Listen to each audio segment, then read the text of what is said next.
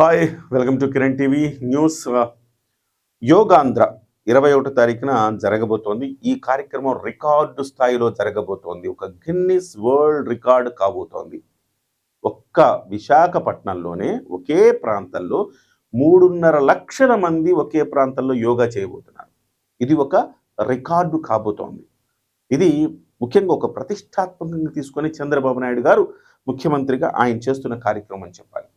దాదాపు ప్రపంచవ్యాప్తంగా 6.5 లక్షల ప్రదేశాల్లో 6.5 లక్షల ప్రాంతాల్లో జరుగుతూ ఉంటే మన ఒక్క ఆంధ్రప్రదేశ్లోనే 1,30,000 వరల్డ్ వైడ్ 8 లక్షల ప్రాంతాల్లో జరుగుతుందంట యోగా డే.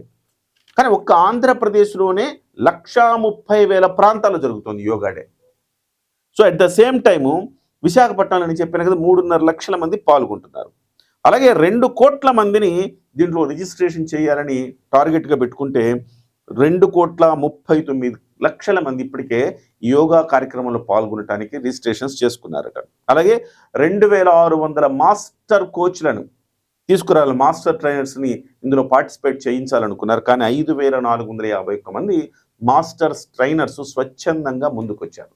సో అంటే ఒక రికార్డు స్థాయి, అనుకున్న దానికంటే డబుల్ ఇది జరుగుతూ ఉంది ఈ కార్యక్రమం. సో విశాఖపట్నంలో 3.5 లక్షలు అంటే అసలు మామూలు విషయం కాదు. అది డెఫినెట్గా వరల్డ్ రికార్డు, గిన్నిస్ రికార్డు ఇది.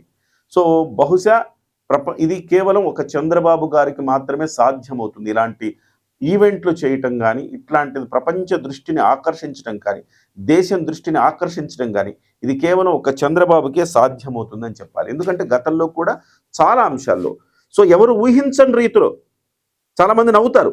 ఒలింపిక్స్ నిర్వహిస్తామంటే చాలామంది నవ్వుతారు. కానీ ఒలింపిక్స్ నిర్వహిస్తాం అని ఆయన ప్రకటించడం ఆయనకు మాత్రమే చెల్లుతుంది. ఎందుకంటే ఆయనకు ఆ విజన్ ఉంది కాబట్టి.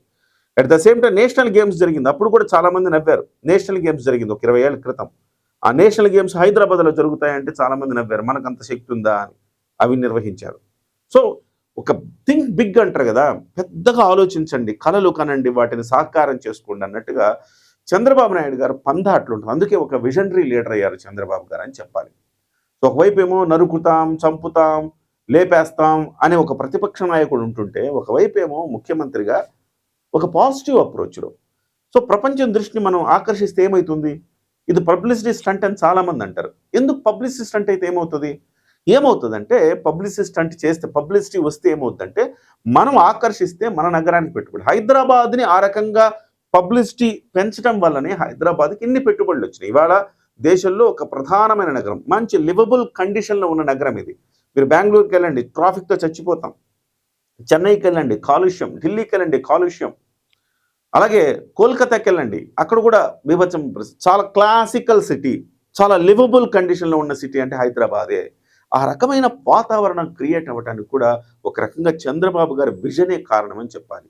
సో ఒక విజనరీ లీడర్ చేస్తున్న కార్యక్రమం డెఫినెట్గా గిన్నిస్ వరల్డ్ రికార్డులో ఎక్కబోతోంది రేపు. సో అందరూ కూడా యోగా డే నాడు యోగాలో మీరందరూ కూడా పాల్గొనండి.